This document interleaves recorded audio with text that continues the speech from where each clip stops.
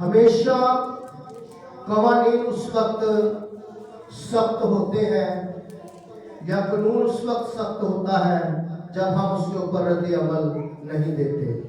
تو اس لیے ضروری ہے کہ ہر شخص کو جو یہاں پر خدمت کرتا ہے اسے یہاں پر ضرور خداوند کے گھر کے اندر جو چرچ کا انتظام ہے اس کی تابعداری کرنی ہے.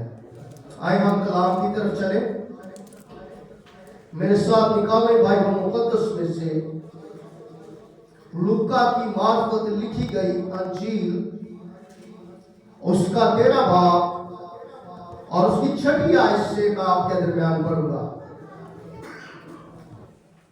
لوکا کی انجیل اس کا 13 باب اور اس کی 6 آیت سے. پھر اس نے یہ تمثیل کہی کہ کسی نے اپنے داغستان میں ایک انجیر کا درخت لگایا تھا. وہ اس میں پھل ڈھونڈنے آیا اور نہ پایا. اس پر اس نے باغبان سے کہا کہ دیکھ 3 برس سے میں اس انجیر کے درخت میں پھل ڈھونڈنے آتا ہوں اور نہیں پاتا. اسے کاٹ ڈال. یہ زمین کو بھی کیوں روکے رہے؟ اس نے جواب میں اس سے کہا اے خداوند اس سال تو اور بھی اسے رہنے دے تاکہ میں اس کے گرد تھال کھودوں اور کھاد ڈالوں. اگر آگے کو پھلا تو خیر, نہیں تو اس کے بعد کاٹ ڈالنا. خداوند کے کلام کے پڑھے اور سنے جانے پر خداوند کی خاص برکت ہو. ہم دیکھتے ہیں کہ ایک شخص جس نے ایک داغستان لگایا ہے اور اس داغستان کے اندر جو درخت ہے وہ درخت جو ہے وہ انجیر کا درخت ہے.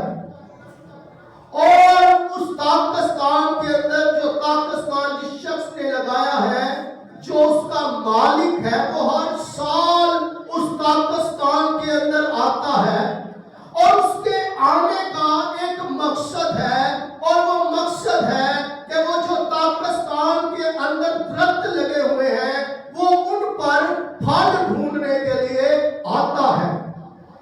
اور جب وہ داغستان کے درختوں پر نگاہ کرتا ہے اور اسے پھل نظر نہیں آتا تو وہ کیا کہتا ہے؟